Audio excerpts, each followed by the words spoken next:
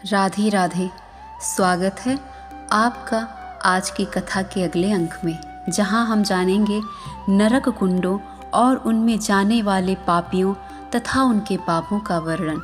इससे पहले यदि आप चैनल पर नए हैं तो चैनल को सब्सक्राइब अवश्य कर लें और कमेंट में राधे राधे ज़रूर लिखें।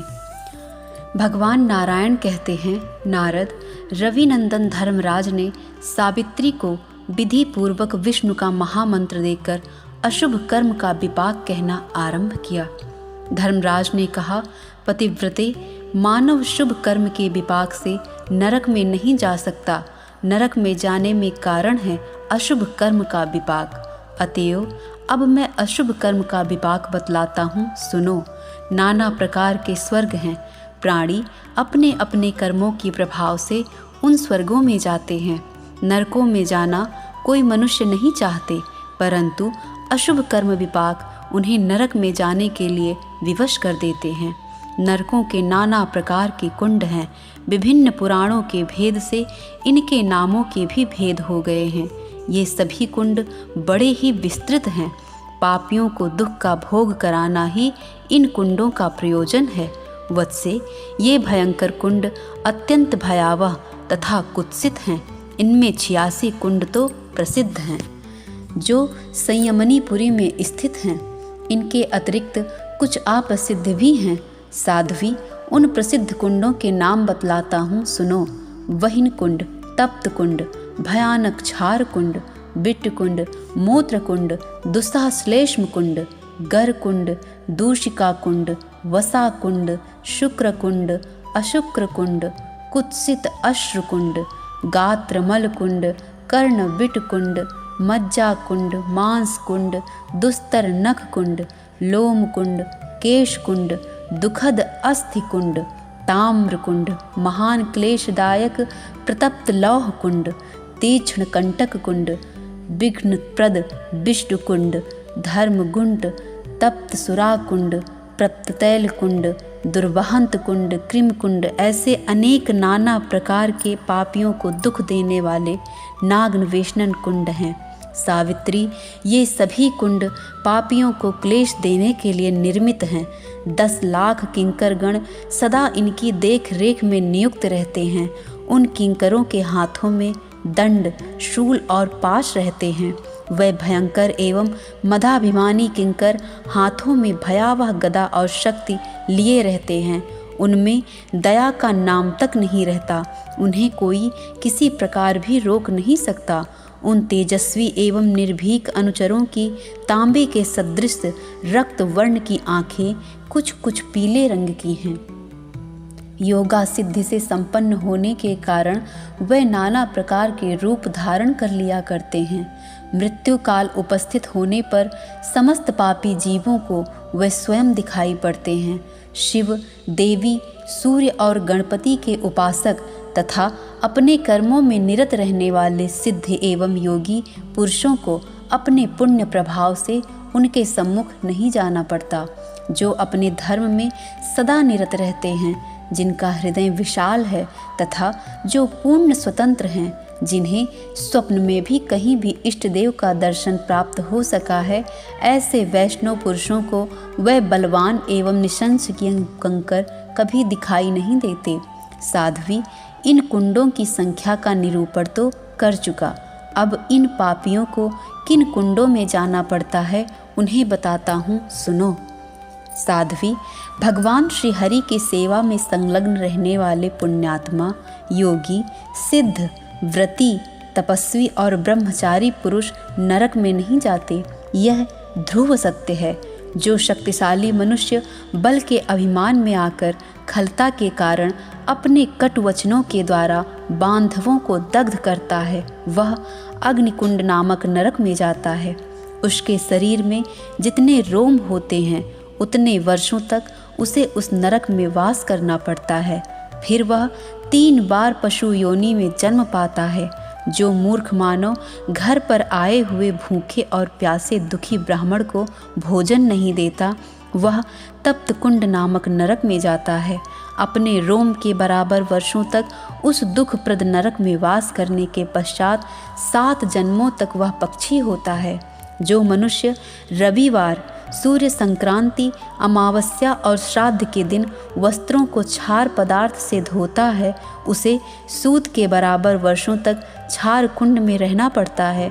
फिर 7 जन्मों तक वह धोबी होता है। जो अपने अथवा दूसरे के द्वारा दी हुई ब्राह्मण और देवताओं की वृत्ति को छीन लेता है, वह 60,000 वर्षों के लिए विटकुंड नामक नरक में जाता है। पुनः पृथ्वी पर आकर उतने ही वर्षों तक वह विष्ठा के कीड़े की योनि में रहता है। जो दूसरों के तड़ाग में बिना उसकी आज्ञा लिए तड़ाग निर्माण कराता है, यानी तड़ाग बनवाने का झूठा यश लेता है तथा भाग्य दोष से उसका विधिवत उत्सर्ग करता है, ऐसा व्यक्ति उस दोष के कारण मूत्रकुंड नामक नरक में जाता है। उसे वहाँ से ही मूत्रादि अपवित्र वस्तुएं भोजन के लिए मिलती हैं। फिर 7 जन्मों तक भारतवर्ष में वह गोधा होकर रहता है। मधुर पदार्थ को अकेले ही खा जाने वाला व्यक्ति श्लेष्म कुंड नामक नरक में जाता है। तत्पश्चात वह प्रेत बनता है।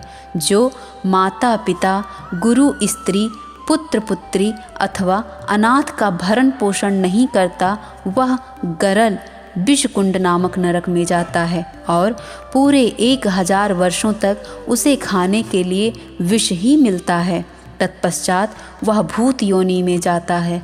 जो मनुष्य अतिथि को क्रोध भरे नेत्रों से देखता है, उस पापी के दिए हुए जल को पितर और देवता ग्रहण नहीं करते। उसको यही ब्रह्म हत्या जैसे घोर पापों का फल मिल जाता है। अंत में इनके फलस्वरूप प्राणी दूषिका कुंड नामक नरक में जाता है। वहाँ पूरे 100 वर्षों तक दूषित पदार्थ भोजन करके रहना पड़ता है। फिर भूत की योनि में रहने के पश्चात वह पवित्र होता है। यदि ब्राह्मण को दी हुई वस्तु फिर दूसरे को दी जाए तो उस दूषित कर्म के प्रभाव से दाता को 100 वर्षों के लिए वसा कुंड नामक नरक में जाना पड़ता है। तदंतर 7 जन्मों तक उसे भारत में गिरगिट होना पड़ता है। जो स्त्री पर पुरुष से अथवा पुरुष पराई स्त्री से अवैध संबंध करता है या उसे शुक्रपान कराता है, वह शुक्रकुंड नामक नरक में जाता है और 100 वर्षों तक वही खाता है। तत्पश्चात 100 वर्षों तक कीट योनि में रहकर वह शुद्ध होता है। जो गुरु अथवा ब्राह्मण को मारकर उनके शरीर से रक्त बहा देता है, उसे अस्रिक कुंड नामक नरक की प्राप्ति होती है। उसमें रहकर वह रक्तपान करता है। तदंतर 7 जन्मों तक वह व्याघ्र होता है। फिर क्रमशः मानव योनि में जन्म पाता है। जो श्री कृष्ण के गुणगान के अवसर पर भक्त को आंसू बहाते तथा गदगद वाणी से हरि गुण गाते देखकर अनुचित रूप से उसका उपहास करता है, वह मानव 100 वर्षों तक अश्रुकुंड नामक नरक में वास करता है। भोजन के लिए उसे अश्रु ही मिलते हैं। तत्पश्चात 3 जन्मों तक चांडाल की योनि में उसका जन्म होता है, तब वह शुद्ध होता है। जो मनुष्य सुहृद के साथ निरंतर शठता का व्यवहार करता है, वह गात्रमल नामक कुंड में नरक में जाता है। इसके बाद उसे 3 जन्मों तक गदहे की तथा 3 जन्मों तक श्रृगाल की यानी सियार की योनि प्राप्त होती है। तत्पश्चात वह शुद्ध होता है। जो बहरे को देखकर हंसता और अभिमानवश उसकी निंदा करता है, उसका कर्णविट नामक नरक कुंड में वास होता है और वहाँ उसे कानों की मैल भोजन के लिए मिलती है। फिर परम दरिद्र होकर जन्म लेता है और उसके कानों में सुनने की शक्ति नहीं रहती। जो मनुष्य लोभवश अपने भरण पोषण के लिए प्राणियों की हिंसा करता है, वह बहुत दीर्घ काल तक मज्जा कुंड नामक नरक में स्थान पाता है। वहाँ मज्जा ही उसे भोजन के लिए मिलती है। इसके बाद वह खरगोश की योनि में जन्म पाता है। फिर 7 जन्मों तक मछली का शरीर पाता है। फिर कर्मों के प्रभाव से उसे मृग आदि योनियाँ प्राप्त होती हैं। तदंतर वह शुद्ध होता है। जो अपनी कन्या को पाल पोस कर उसे बेचता है वह अर्थलोभी महान मूर्ख मानव मांस कुंड नामक नरक में जाता है। कन्या का मांस ही उसे भोजन के लिए मिलता है। मेरे अनुचर उसे डंडों से पीटते हैं। मांस का भार मस्तक पर उठाकर वह ढोता है और भूख लगने पर उससे चूते हुए रक्त की धारा चाटता है। तदंतर वह पापी भारत में जन्म पाकर कन्या की विष्ठा का कीड़ा होता है, फिर 7 जन्मों तक बधिक होता है। उसके बाद उसे 3 जन्म तक सुअर और 7 जन्मों तक कुत्ते की योनि मिलती है, फिर 7 जन्मों तक मेंढक, जोंक और कौवे की योनि प्राप्त होती है। तत्पश्चात वह शुद्ध हो जाता है। जो मनुष्य व्रतों, श्राद्धों और उपवास के लिए संयम के दिन क्षौर कर्म अर्थात जैसे लोग दाढ़ी और बाल बनवाते हैं क्षौर कर्म कराता है, वह संपूर्ण कर्मों के लिए अपवित्र माना जाता है। साध्वी, ऐसा करने वाला व्यक्ति नख कुंड में स्थान पाता है। जो भारत में केश युक्त पार्थिव लिंग की पूजा करता है वह दीर्घ काल तक केश कुंड में वास करता है। उसके बाद महादेव जी के कोप से वह यवन होता है, यानी मुसलमान। फिर 100 वर्ष के बाद उसकी शुद्धि होती है। जो मानव विष्णुपद नामक तीर्थ में पितरों को पिंड नहीं देता वह अस्थिकुंड नामक नरक में वास पाता है। फिर 7 जन्मों तक मानव शरीर पाकर वह लंगड़ा और अत्यंत दरिद्र होता है। इस तरह दंड भोगने के बाद उसकी शुद्धि होती है। जो महामूर्ख मानव अपनी गर्भवती स्त्री का सेवन उसके साथ समागम करता है वह प्रतप्त ताम्रकुंड नामक नरक में वास पाता है। अवीरा तथा सद्यः ऋतु स्त्राता का अन्न खाने वाला मनुष्य 100 वर्षों तक प्रतप्त लौह कुंड नामक नरक में रहता है। इसके बाद उसे रजक की योनि और चर्मकार की योनि प्राप्त होती है। इसीलिए कहते हैं रजस्वला स्त्री के हाथ का अन्न नहीं खाना चाहिए। जो चाम छूकर बिना हाथ धोए देव द्रव्य का स्पर्श करता है वह धर्म कुंड नामक नरक में वास करता है।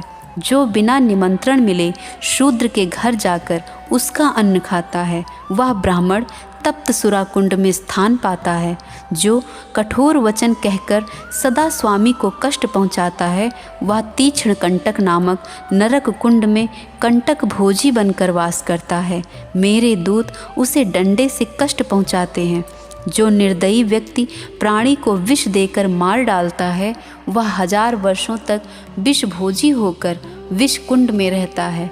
फिर 7 जन्मों तक नरघाती अर्थात जल्लाद होता है। 7 जन्मों तक कोढ़ी होता है। उसके प्रत्येक अंग में फोड़े फुंसियाँ कष्ट देते हैं। तत्पश्चात उसकी शुद्धि होती है।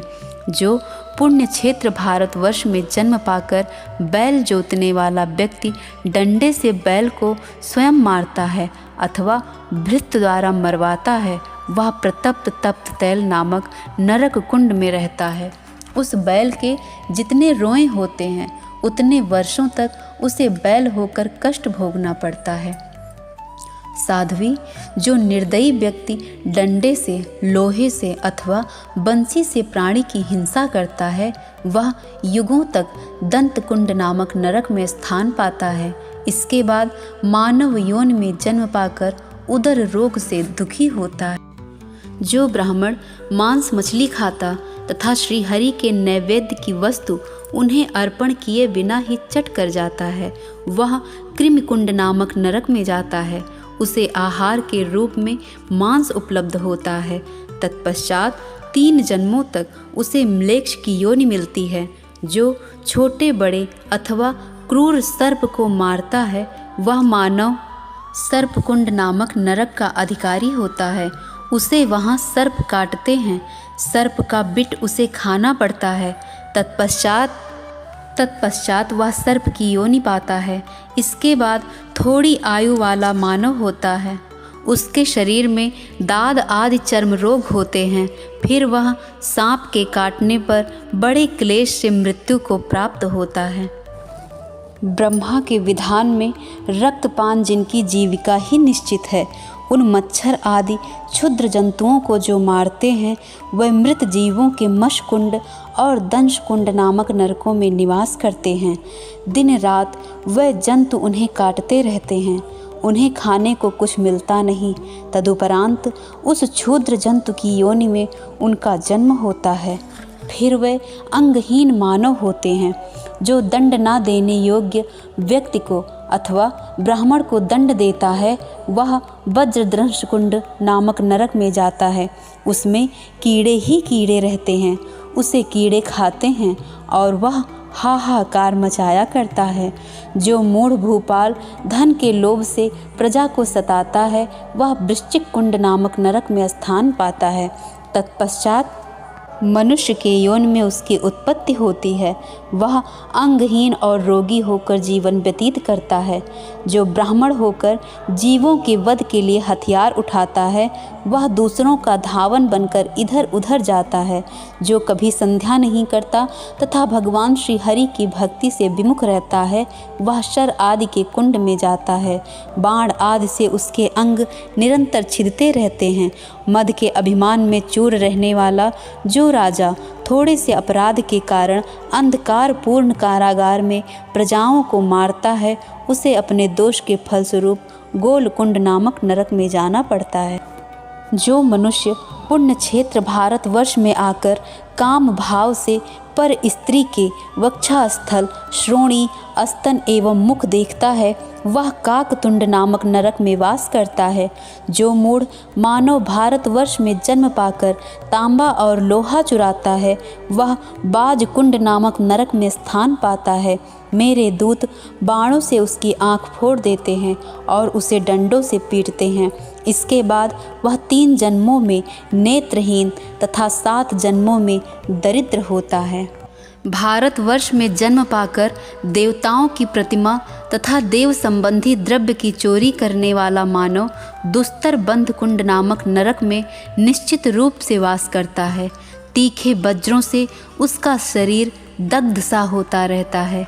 देवता और ब्राह्मण के रजत, गव्य, दूध, दही आदि पदार्थ तथा वस्त्र की चोरी करने वाला व्यक्ति तप्त पाषाण कुंड नामक नरक में स्थान पाता है, यह निश्चित है। फिर 3 जन्मों तक बगुला, 3 जन्मों तक श्वेत हंस, 1 जन्म में सफ़ेद चील, फिर अन्यान्य श्वेत पक्षी, इसके बाद अल्पायु मानव होता है। साध्वी, जो भाई बंधुओं और ब्राह्मणों के प्रति क्रूर दृष्टि रखने वाला मानव दीर्घ काल तक वत्रकुंड नामक नरक में रहता है। तत्पश्चात 7 जन्मों तक टेढ़े शरीर वाला तथा अंगहीन बनता है। दरिद्रता उसे घेरे रहती है। देवता और ब्राह्मणों के घृत तथा तेल का अपहरण करने वाला पातकी, ज्वाला कुंड तथा भस्म कुंड नामक नरक का अधिकारी होता है। जो मानव देवता ब्राह्मण के सुगंधित तेल, आंवला तथा अन्य भी किसी उत्तम गंध वाले द्रव्य का अपहरण करता है, वह पूतकूट संज्ञक नरक में रहकर रात दिन दुर्गंध का अनुभव करता है। साध्वी, जो बलवान व्यक्ति किसी दूसरे की पैतृक भूमि को छल बल से अथवा उसे मारकर छीन लेता है, उसे तप्त सूर्य नामक नरक में स्थान मिलता है। जैसे खौलते हुए तेल में कोई जीव जलता है, उसी तरह वह दग्ध होता हुआ निरंतर उसके भीतर चक्कर लगाता रहता है, तथापि जलकर भस्म नहीं हो जाता, क्योंकि प्राणी का भोग देह यातना शरीर नष्ट नहीं होता। इसके बाद वह विष्ठा का कीड़ा होता है, फिर भूमिहीन एवं दरिद्र मानव होता है। साध्वी, दूसरे के कान में मुँह लगाकर पराई निंदा करता है। दूसरे के दोष को जानने में जिसकी विशेष स्पृहा रहती है तथा जो देवता एवं ब्राह्मण की निंदा किया करता है, वह 3 युगों तक सूची मुख नामक नरक में स्थान पाता है। सूची में उसके सभी अंग छिद जाते हैं। फिर बिच्छू, सर्प, वज्रकीट तथा आग फैलाने वाले कीड़ों की योनियों में 7 जन्मों तक भटकता है। जो गृहस्थों के घर में सेंध लगाकर घुस जाता है और भीतर पड़ी हुई वस्तुएं चुरा लेता है, तथा गाय बकरे और भेड़ों की भी चोरी करता है, वह गोधामुख नामक नरक में जाता है। मेरे दूतों की मार खाते हुए 3 युगों तक उसे वहाँ रहना पड़ता है। साधारण वस्तु चुराने वाला व्यक्ति नक्रमुख संज्ञक नरक में जाता है। मेरे दूतों की मार सहते हुए वह वहाँ रहता है, फिर उसकी शुद्धि हो जाती है। जो हाथियों, घोड़ों एवं गौओं को मारता है तथा वृक्षों को काटता है, वह महान पातकी व्यक्ति गंजदश नामक नरक में दीर्घ काल तक रहता है। मेरे दूत हाथी के दांत लेकर उन्हीं से उसको निरंतर पीटते हैं। फिर 3 जन्मों तक वह हाथी, घोड़े, गौ एवं म्लेच्छ जात की योनि में उत्पन्न होता है। प्यासी गौ के जल पीते समय जो उसे दूर हटा देता है, वह पुरुष गोमुख कुंड नामक नरक में पड़ता है। वहाँ सब ओर कीड़े और खौलता हुआ जल भरा रहता है, वह उसी में जलता हुआ वास करता है। इसके बाद दीर्घ रोगी एवं दरिद्र मानव होता है। जो गौ, ब्राह्मण, स्त्री, भिक्षुक तथा गर्भ की प्रत्यक्ष अथवा अतिदेश की हत्या करता है, वह एवं अगम्या स्त्री के साथ गमन करता है, वह महान नीच व्यक्ति कुंभी पाक कुंड में नरक में निवास करता है। मेरे दूत निरंतर मारते हुए उसे चूर्ण चूर्ण कर देते हैं। प्रज्वलित अग्नि, कंटक और खौलते हुए तेल में एवं गर्म लोहे तथा आग से संतप्त तांबे पर वह क्षण क्षण में गिरता रहता है। फिर गीध, सुअर तथा कौवा और सर्प होता है। तदंतर वह विष्ठा का कीड़ा होता है। फिर बैल होने के पश्चात कोढ़ी मनुष्य होता है। दरिद्रता उसका साथ कभी नहीं छोड़ती। साध्वी, जो भगवान श्री कृष्ण और उनकी प्रतिमा में, अन्य देवताओं तथा उनके विग्रहों में, शिव तथा शिवलिंग में, सूर्य तथा सूर्यकांत मणि में, गणेश और उनकी प्रतिमा में सर्वत्र भेद बुद्धि करता है, उसे अतिदेश की ब्रह्म हत्या लगती है। अर्थात शास्त्र की आज्ञा के अनुसार उसे ब्रह्म हत्या लगती है। जो अपने गुरु, इष्ट देव और जन्मदात्री माता में भेद बुद्धि करता है, उसे ब्रह्म हत्या लगती है। जो विष्णु भक्तों तथा अन्य देव भक्तों में, ब्राह्मणों एवं ब्राह्मणेतरों में तुलना करता है, उसे ब्रह्म हत्या लगती है। परिपूर्णतम भगवान श्री कृष्ण सर्वेश्वरेश्वर हैं। ये संपूर्ण कारणों के कारण हैं। इन सर्वंतर्यामी आदि पुरुष की सभी देवता उपासना करते हैं। ये माया से अनेक रूप धारण करते हैं। वस्तुतः ये एक निर्गुण ब्रह्म हैं। जो इनकी दूसरे किसी से समता करता है, वह अतिदेश की ब्रह्म हत्या का अधिकारी माना जाता है। वेद में कहे हुए देवताओं और पितरों के परंपरागत पूजन का जो निषेध करता है, वह ब्रह्म हत्या प्राप्त करता है। जो भगवान ऋषिकेश तथा उनके मंत्रोपासकों की निंदा करता है, जो पवित्रों में भी परम पवित्र हैं, जिनका विग्रह आनंदमय ज्ञान स्वरूप है, तथा जो वैष्णव जनों के परम आराध्य एवं देवताओं के सेव्य हैं, उन सनातन भगवान श्री हरि की जो पूजा नहीं करते बल्कि उल्टे निंदा करते हैं, उनको ब्रह्म हत्या लगती है। जो सर्वदेवी स्वरूपा, सर्वाद्या, सर्ववंदिता, सर्व कारण स्वरूपा, विष्णु भक्ति प्रदायिनी सती, विष्णु माया, सर्वशक्ति स्वरूपा तथा सर्वमाता प्रकृति दुर्गा हैं, उनकी जो निंदा करता है, उन्हें ब्रह्म हत्या प्राप्त होती है। श्री कृष्ण जन्माष्टमी, रामनवमी, एकादशी, शिवरात्रि और रविवार व्रत ये अत्यंत पुण्य प्रदान करने वाले हैं।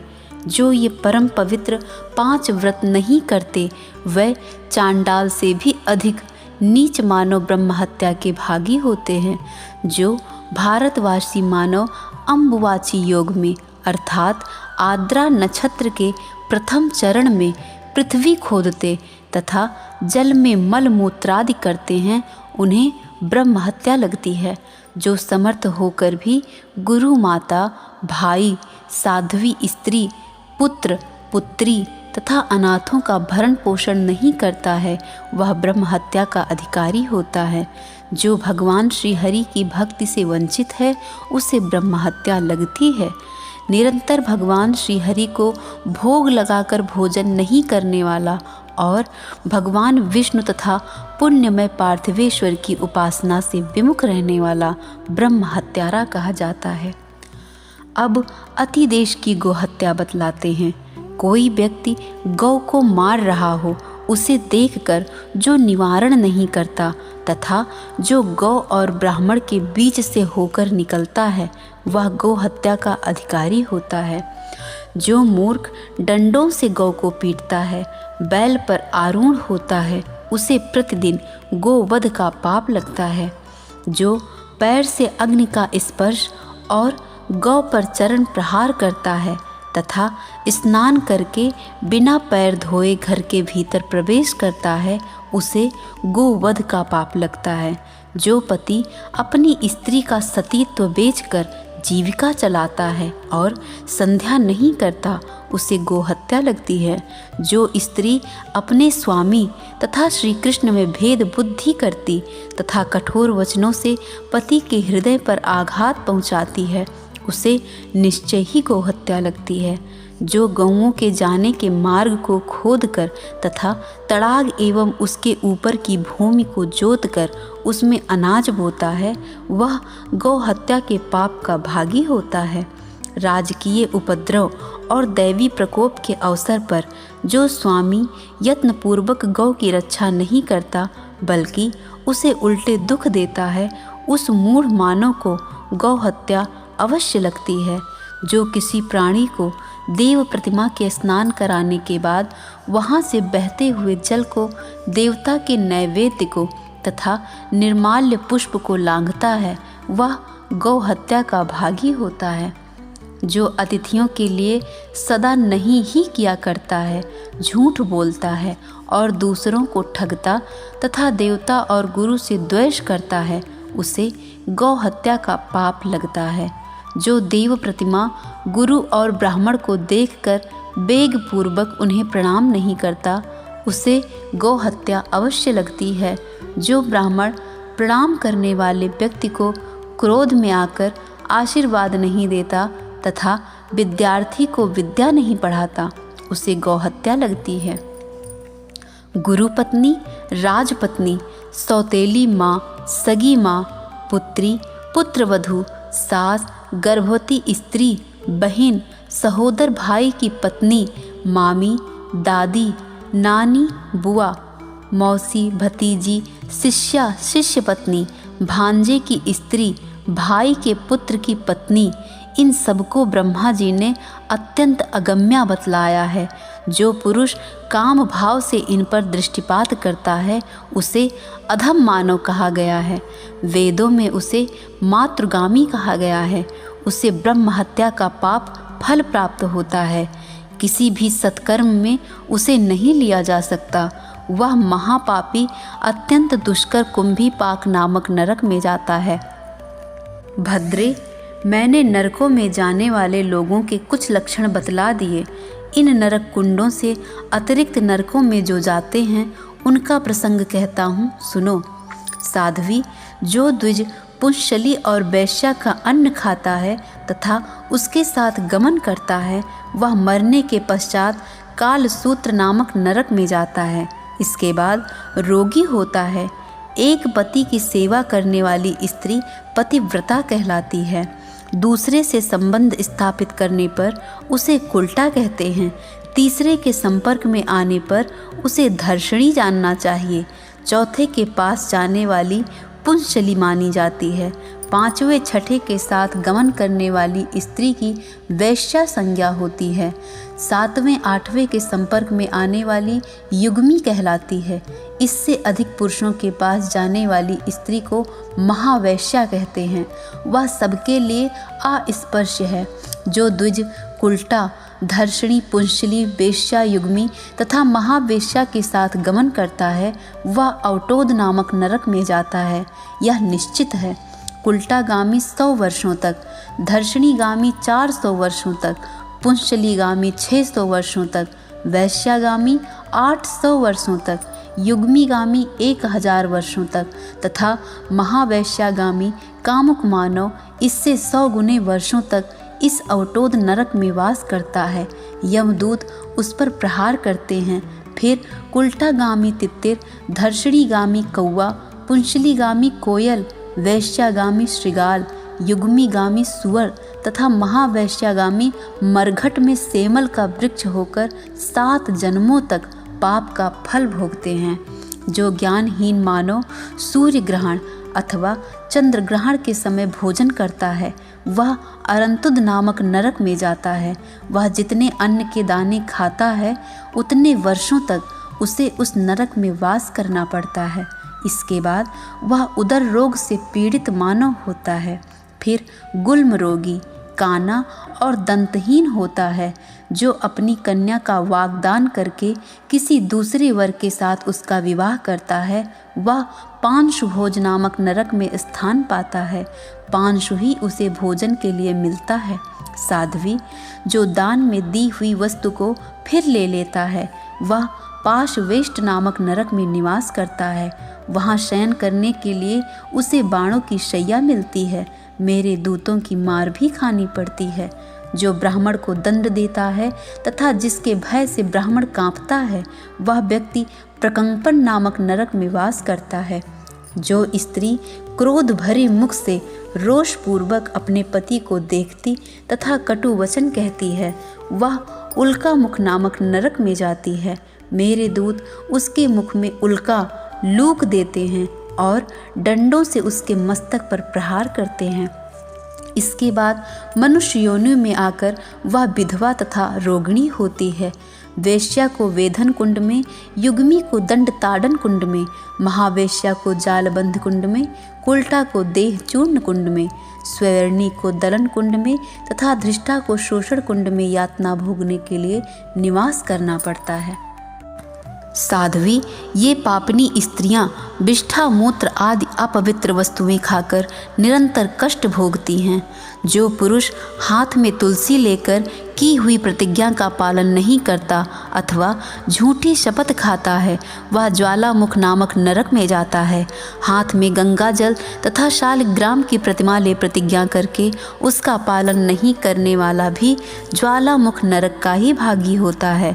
जो दाहिना हाथ उठाकर प्रतिज्ञा करता देव मंदिर में जाकर या गौ और ब्राह्मण को छूकर वचनबद्ध होता है और फिर उसका पालन नहीं करता उसे भी ज्वालामुख नामक नरक की प्राप्ति होती है। मित्रद्रोही, कृतघ्न, विश्वासघाती तथा झूठी गवाही देने वाले ये सभी ज्वालामुख नरक में स्थान पाते हैं।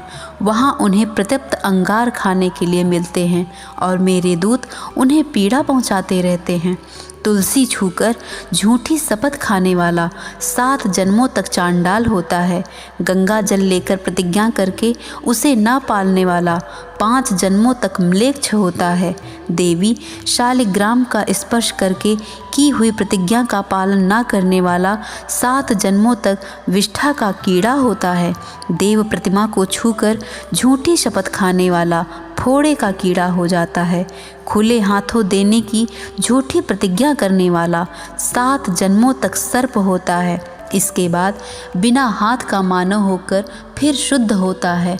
देव मंदिर में असत्य बोलने वाला 7 जन्मों तक देवल होता है। ब्राह्मण आदि के सम्मुख प्रतिज्ञा करके उसका पालन न करने वाला अग्रदानी होता है। तदंतर 3 जन्मों तक वह गूंगा और बहरा मानव होता है। मित्र से दोह करने वाला नेवला होता है। कृतघ्न, गेंडा और विश्वासघाती व्याघ्र होता है। वक्तव्य में जो झूठी गवाही देता है वह भालू होता है। ये उपर्युक्त पापी मानव अपने आगे और पीछे की 7 पीढ़ियों को नरक में गिराते हैं। मूर्खता के कारण अपनी नित्य क्रिया से विहीन, वेद के वचनों में अनास्था रखकर निरंतर कपटपूर्वक उनका उपहास करने वाला तथा व्रत और उपवास से रहित एवं उत्तम सद्वाक्य का निंदक, कुटिल ब्राह्मण जिम्भ एवं हिमोदक नरक में वास करता है। जो देवता और ब्राह्मण के धन का अपहरण करता है उसे आगे पीछे की 10-10 पीढ़ियों को नरक में गिराकर स्वयं भी वहाँ रहना पड़ता है। धूम के अंधकार से पूर्ण धूमांध नामक नरक में जाता है। उसे धुएं के कारण कष्ट भोगना पड़ता है। भोजन के लिए उसे धूम्र ही मिलता है। इस प्रकार की यातना भोगते हुए वह वहाँ रहता है। तत्पश्चात 7 जन्मों तक वह चूहे की योनि में जन्म पाता है। तदंतर नाना प्रकार के पक्षियों, कीड़ों, वृक्षों और पशुओं की योनि में जन्म पाने के पश्चात शुद्ध होता है। पतिव्रते ये सुविख्यात नरक कुंड बताए गए हैं। इनके अतिरिक्त अन्य छोटे छोटे अप्रसिद्ध नरक भी गिनाए गए हैं। अपने दुष्कर्मों के फल भोगने वाले पापियों से उन नरकों का कोना कोना भरा रहता है। कर्म फल भोगने के लिए प्राणी नाना प्रकार की योनियों में भटकते हैं। कहाँ तक बताया जाए। हमारी कथा का ये भाग यही समाप्त होता है। अगले की कथा में आप सुनेंगे पंचदेवोपासकों के नरक में जाने का कथन तथा 86 प्रकार के नरक कुंडों का विशद परिचय। राधे राधे।